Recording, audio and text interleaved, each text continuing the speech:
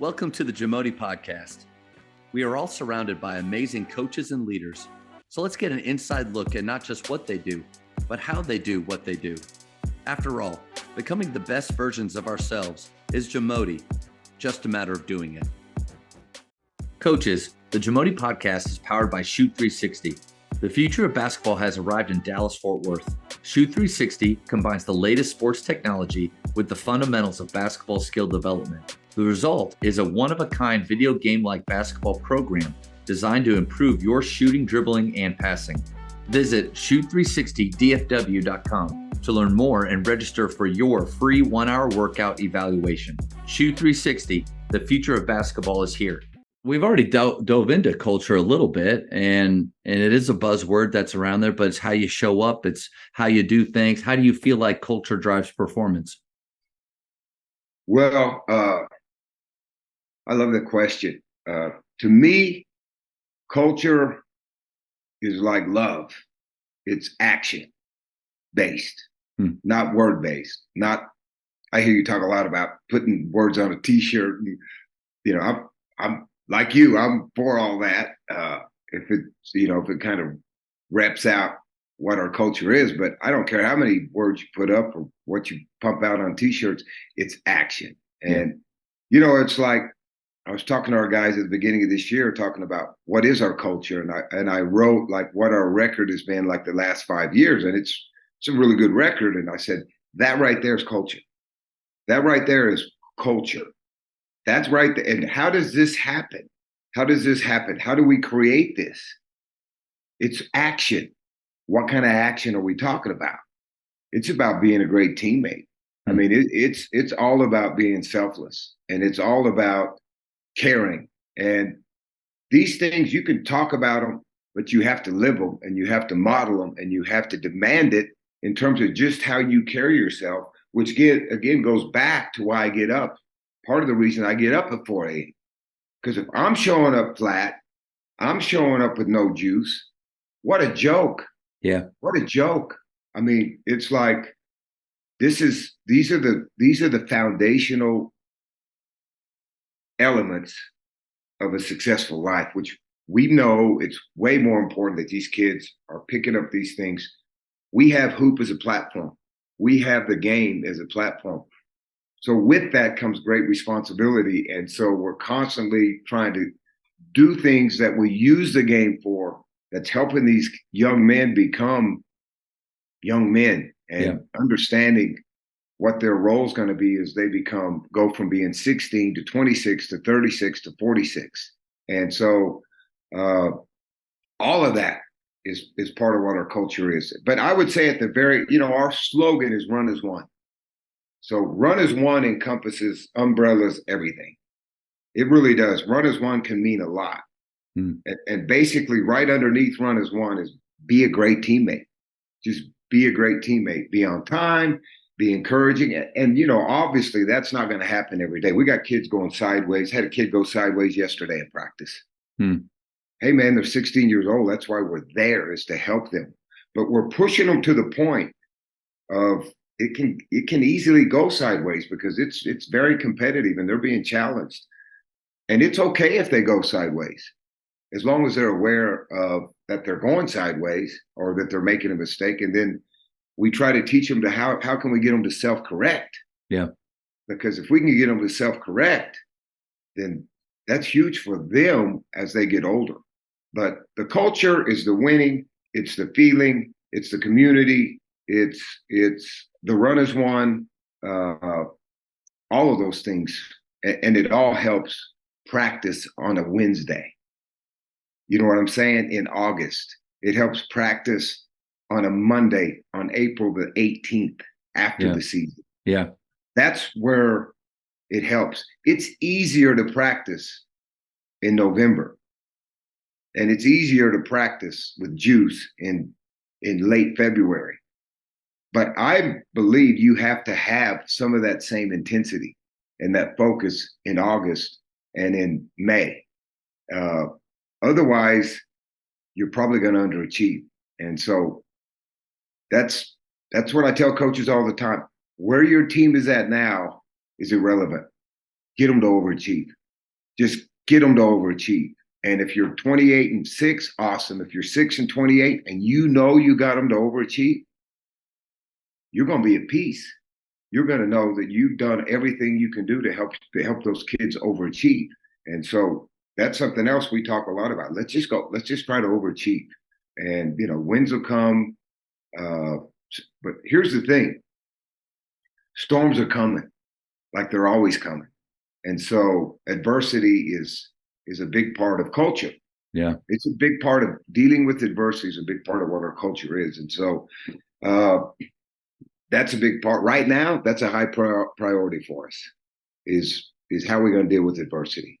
And so that's something we talk about a lot. Man, no, a lot of to unpack there. I do want to say I'm glad you brought up the T-shirt thing, and I hope that it's never come across as I'm anti-T-shirt, No. anti-poster, because you know what? Like I use our words and actually every year I ask our seniors, what's a phrase that you would like on the back of a T-shirt?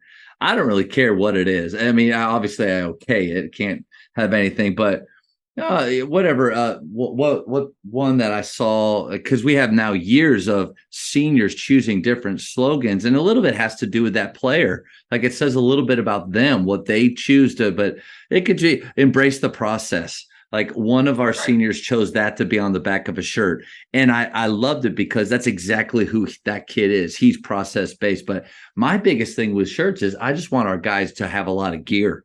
I want them to have a lot of shirts that they can wear that has Faith basketball. Yes. I don't really care what's on the back because to your point, if you think that culture is the T-shirt, hey guys, you got your culture T-shirts, right? Did you see the poster on the wall?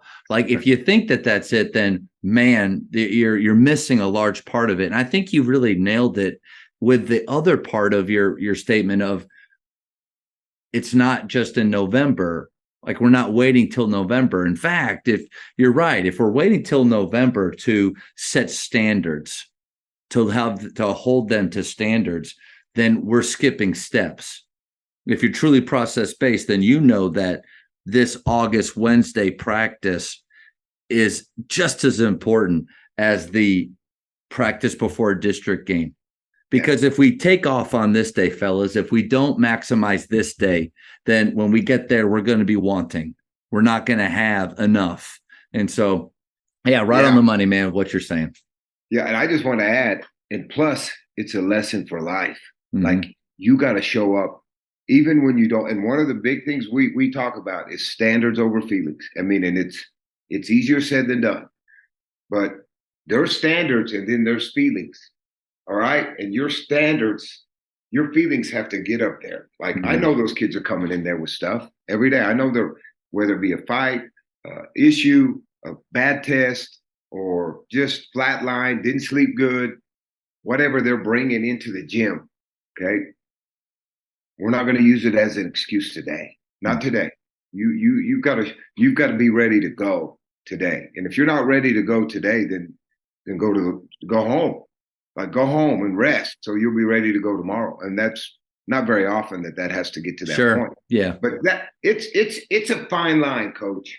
You know as well, it's a fine line because we're asking a lot, but we also understand these kids are dealing with a lot. Yeah. So it's always, everything we do, I say it a lot, is a fine line. It's really a fine line because we live on that line. I live on that line. I live right there on that edge. Like, you have to have an edge.